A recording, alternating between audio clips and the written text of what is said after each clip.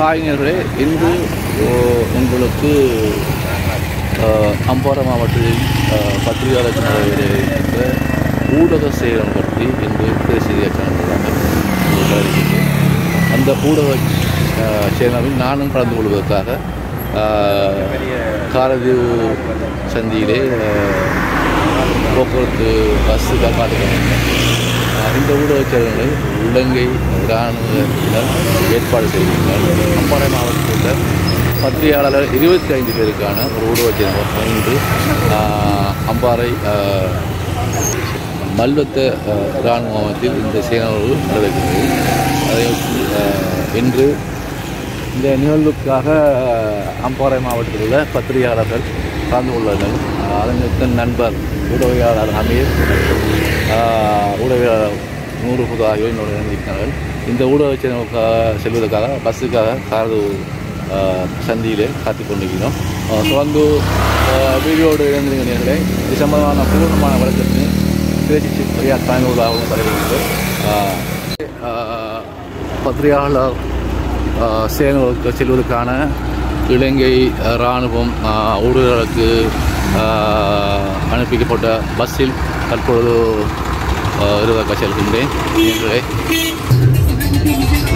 இராணுவத்தினர்கள் பாதுகாப்புடன் அம்பாறை மல்வத்தை ஆமி முகாமுக்கு உடையார்கள் தற்போது பிரயாணித்துக் கொண்டிருக்கின்ற காட்சியினை தற்போது காண்கின்ற நேர்களே, தொடர்ந்தும் இந்த வீடியோடு இணைந்திருங்கள். இலங்கை இராணுவத்துடனான சந்திப்பு எவ்வாறு இருக்கப் போகிறது என்பதை இந்த வீடியோவில் முழு தருகின்றேன். தொடர்ந்து இந்த வீடியோ இணைந்திருங்கள். 24 காலப்படை பிரிவுக்கான இன்னொரு விஜயத்தை நான் மேற்கொண்டிருக்கின்றேன். இந்த விஜயம் ஊடகங்களுக்கான ஒரு செயல்பாகவே இது வந்து காணப்படுகின்றது.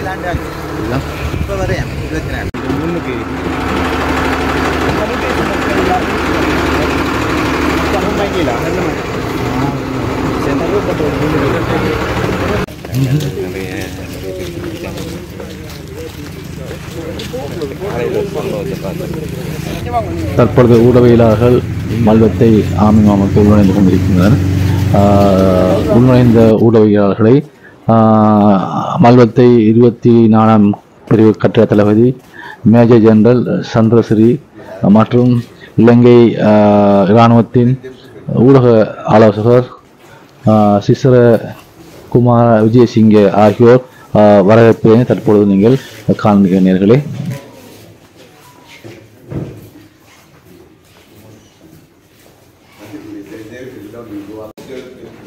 இதுதான் நேர்களே மல்வத்தை இராணுவ மாவட்டத்தின் ரிசப்ஷன் பகுதியாகும்.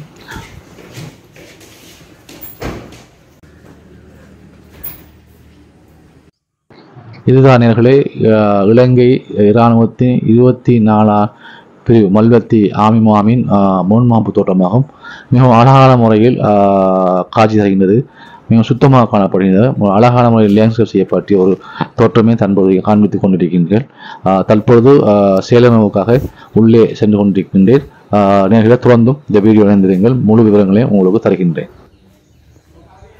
This workshop or the skills in the media aspect. All understand that? So, my patronage, I always believe Ampara have a very big potential. What I say is that we have all 3 communities live in harmony. I use the word harmony and peace. There are situational problems everywhere, but yet here,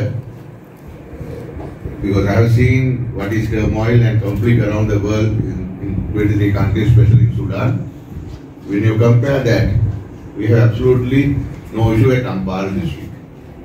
Or in Sri Lanka, there might be little problems like southern province and the western province where a little bit of crime are increasing and difficult living, protests and everything. But we do exist together, helping each other. And as example, Akarepattu get a Muslim, Tamil, the Sinhala temple, Buddhist temple, where the main custodians are supportive, are the people from Muslim community. They give even dana.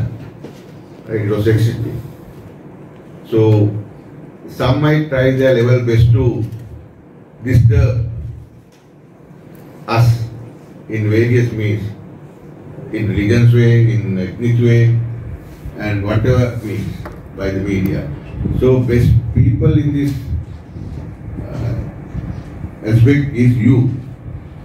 And I get the military people around and the young officers also working along with you, and you here, to have a cordial relationship, to give a foundation, to tell the rest of the country, we are not the way that you have been reporting.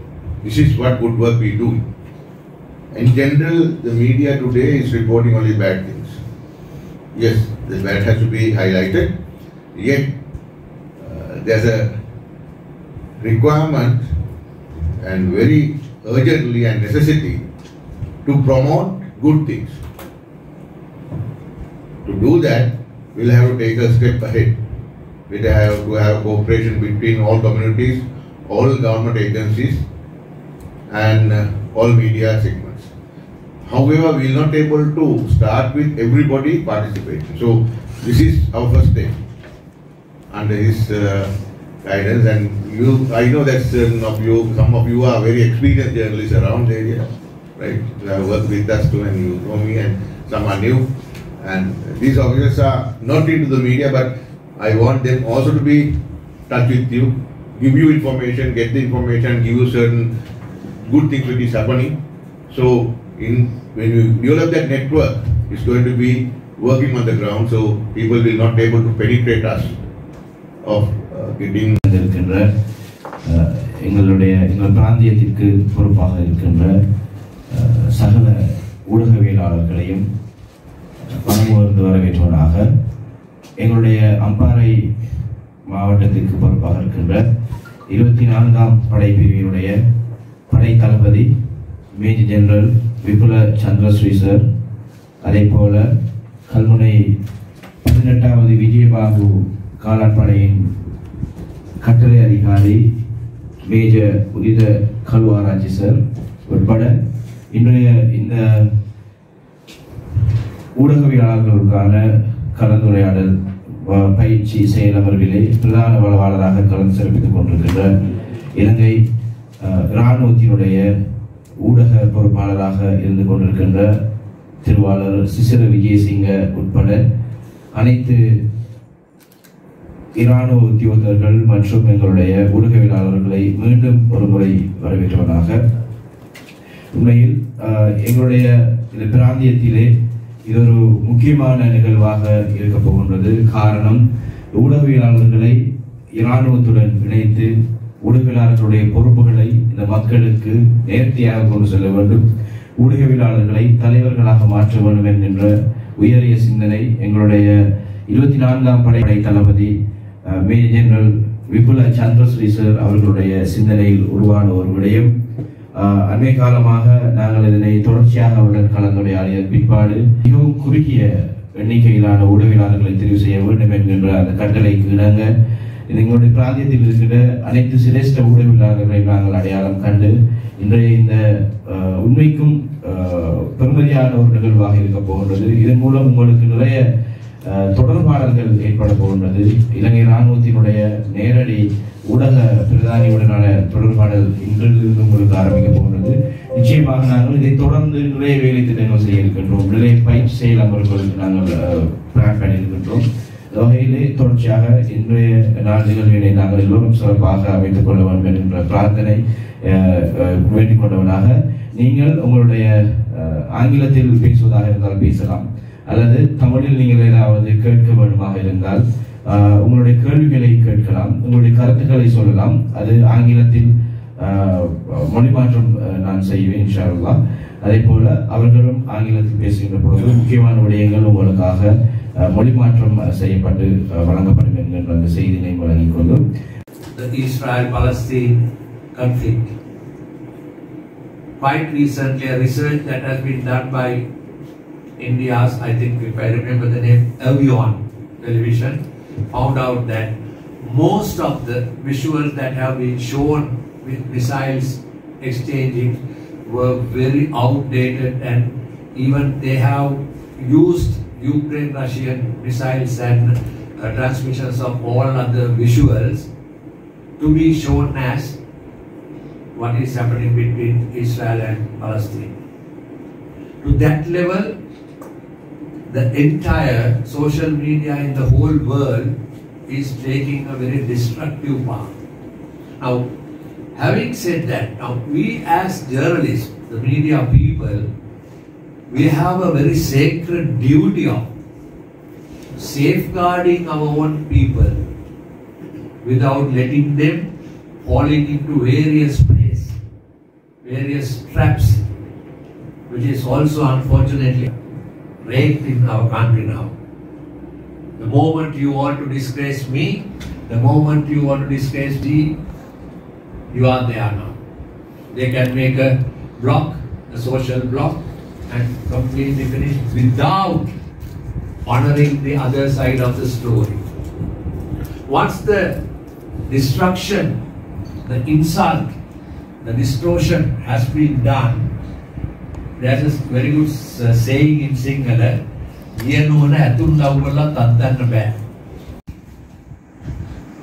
for example, in Gampa district, there had been a very nice instance. There was a girl who had been seduced sexually. You know what would happen. You know what would happen. And with enormous, you see, compulsions and pressures, whole issue. And had that not happened, this country would have been a bloodbath, which will never be visited by any of the tourists in the world. So, always keep it in mind that, you see, the security is number one. Media coordinator Mr. Cecil Vijay அவர்கள் காலை உங்களுக்கு ஆற்றிய அந்த சொற்பொழிவிலே இருந்து ஒரு சில விடயங்கள் சாராம்சமாக நாங்கள் எடுத்திருக்கின்றோம். அதனை நாங்கள் உங்களிடம் இப்பொழுது தெரியப்படுத்துவோம். இந்த கதைக்கப்பட்ட விடயங்களில் இருந்து உங்களுக்கு ஏதாவது சந்தேகங்கள் அல்லது ஏதாவது கேள்விகளை நீங்கள் வினவ வேண்டுமாக இருந்தால், அதாவது எங்களுடைய பிரதான வலுவாளராக இருக்கின்ற மிஸ்டர் சிசிர விஜயசிங் அவர்களிடம் நீங்கள் உங்களுடைய கேள்விகளை கேட்கலாம்.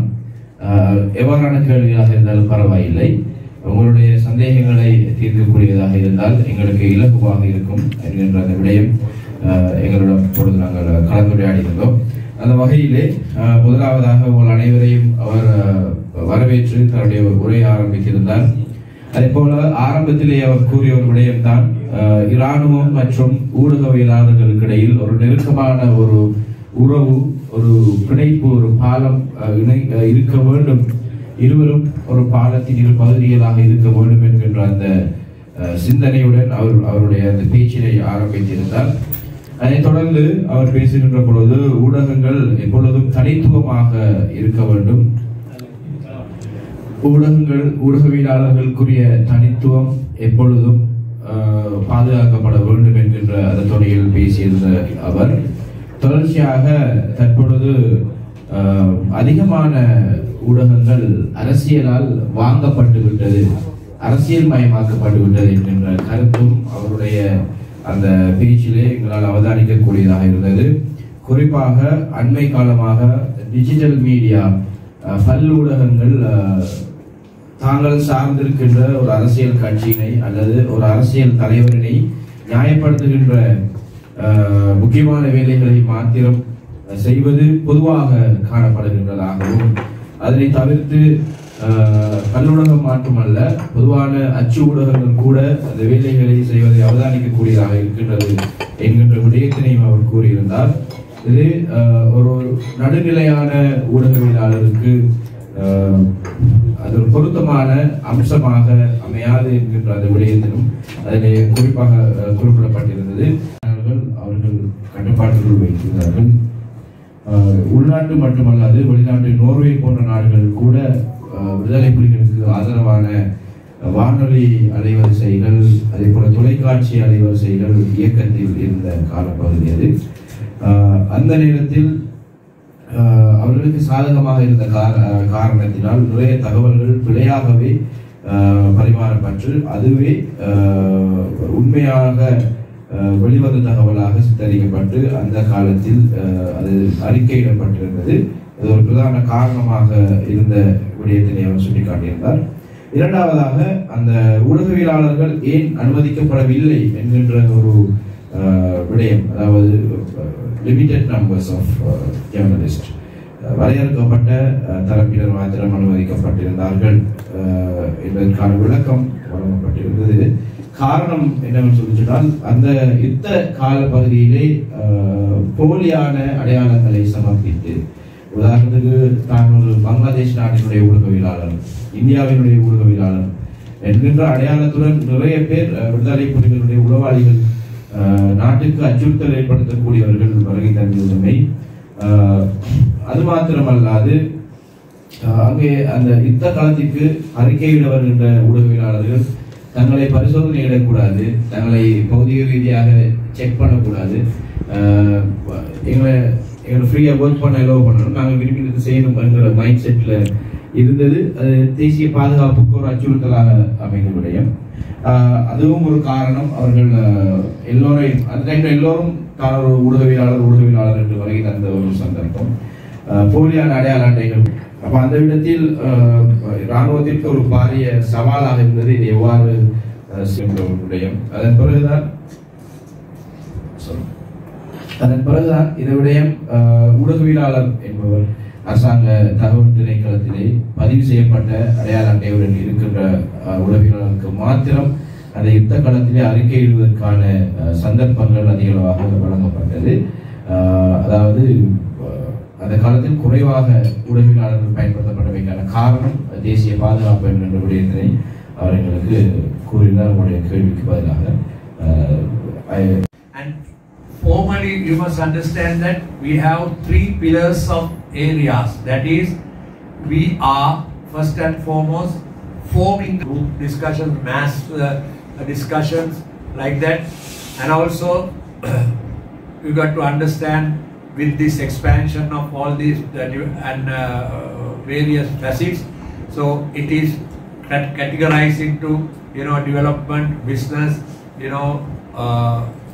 sports, and also politics, education, etc., etc. And then we have these 3 formats. Of course, under the electronic media only, we have to the birth of the print media in 1602, right? And printing remained almost exclusive with the Europeans, right?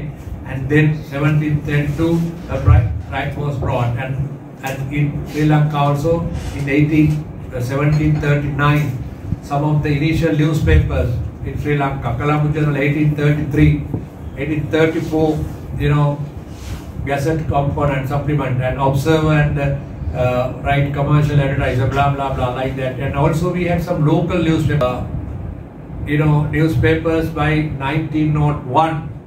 Look at our readership. Single 12 newspapers, English 14, 6 Tamil newspapers were available at that point of time in the country, right? But of course now it has double, triple, right? And of course the historic, radio was the one in 1895, 1904, and then we managed to transmit to the whole country. And then the BBC established in Sri Lanka as well, 1925. 3 countries under British were introduced radio, Ceylon, right?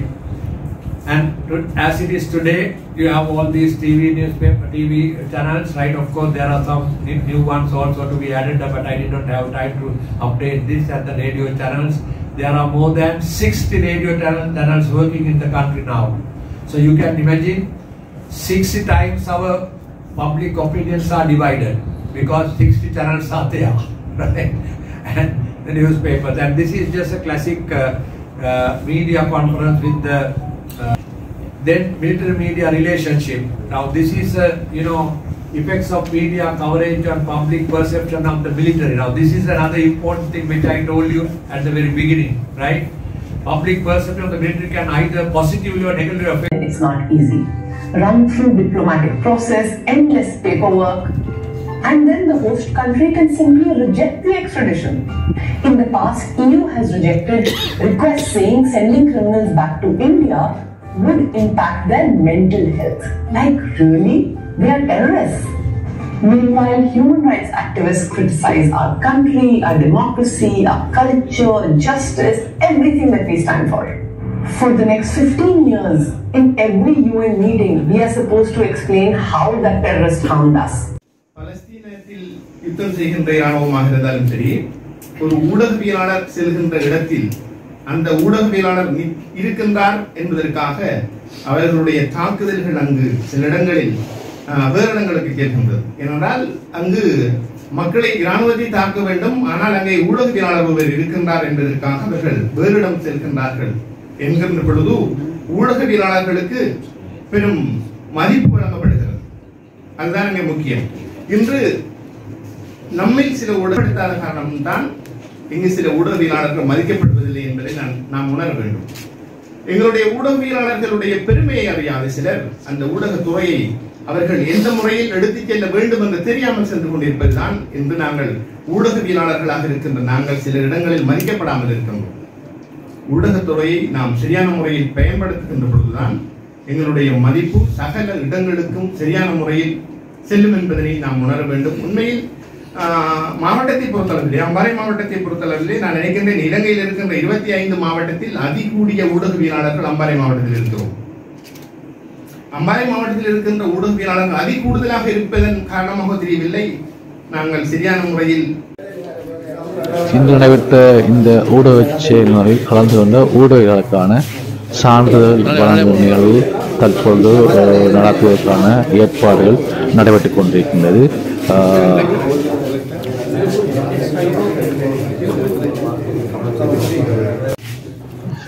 தற்பொழுது இந்த நிகழ்வில் கலந்து கொண்ட பத்திரிகையாளர்களுக்கான சான்றிதழ் வழங்கும் நிகழ்வை தற்பொழுது நீங்கள் பார்த்துக் கொண்டிருக்கின்றீர்கள்.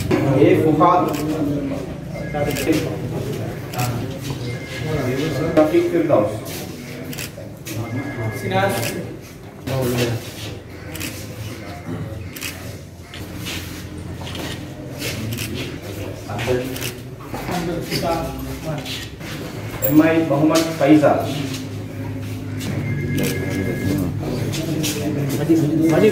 Ahil Ahmad.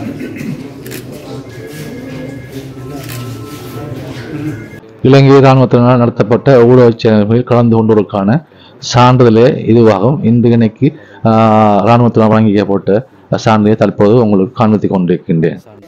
இதுவரையில் கிரேசி சேனலை சப்ஸ்கிரைப் செய்யாத நேயர்கள் சப்ஸ்கிரைப் செய்து பெல் பட்டனை பிரஸ் பண்ணி, இந்த வீடியோ பிடித்திருந்தால் இதனை ஷேர் பண்ணி லைக் பண்ணி உங்கள் முழு ஆதரவை வழங்குமாறு கேட்டுக்கொள்கின்றேன்.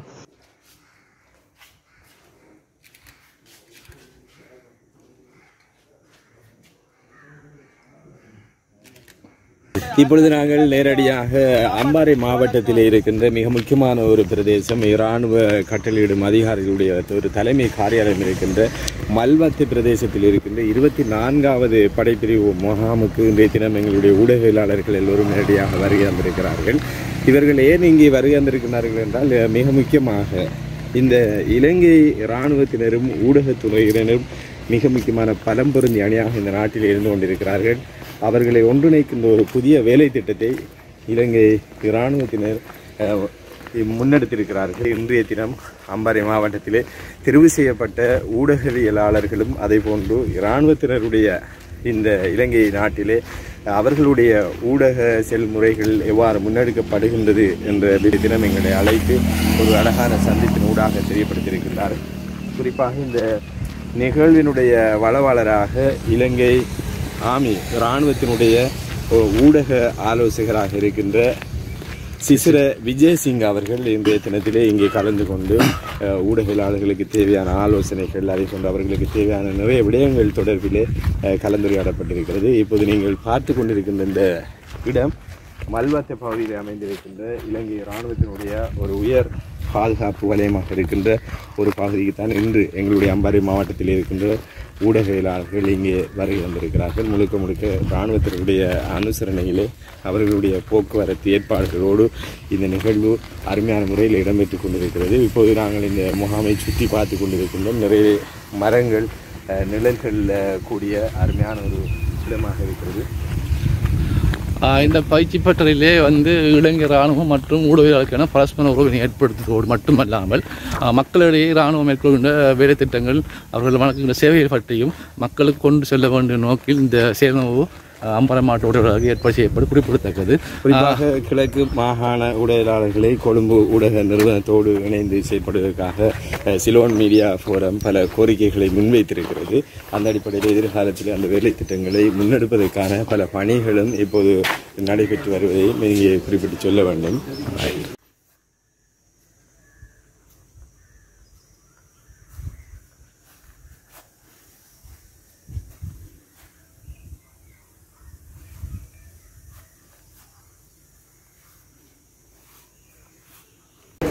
தற்பொழுது பயிற்சி பெற்ற போது பாதுகாப்பதற்காக ஊடகவியலாளர்கள் தங்கள் உணவை அனுப்புவதற்காக வந்திருக்கின்றனர். அழகான விதமான சாப்பாடுகள் இங்கே கறி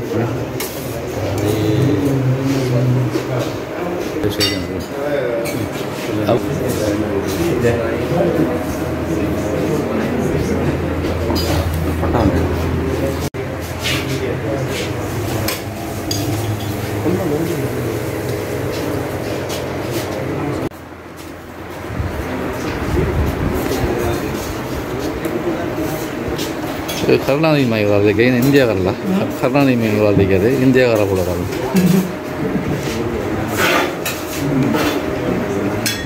இந்த நிகழ்வுக்காக வந்து திருவண்ணாமலையிலிருந்து வரை தந்துள்ள எங்கள் நண்பர் ஃபைசல் அவர்கள் மேலே பாராட்டப்படணும். இந்த சேலவனுக்காக வந்து திருவண்ணாமலையிலிருந்து பல வேலைக்கு மத்தியில் வந்துருக்கின்ற இலங்கை இராணுவத்தினால் ஏற்பாடு செய்யப்பட்ட ஊடக சேவைகள் தற்பொழுது நிறைவு பெற்று நாங்கள் விடைபெற்று செல்கின்றோம். மீண்டும் ஒரு வீடியோவில் சந்திக்கும் முறை உங்களை வந்து விளைகின்றேன் நேயர்களே. பாய் பாய்.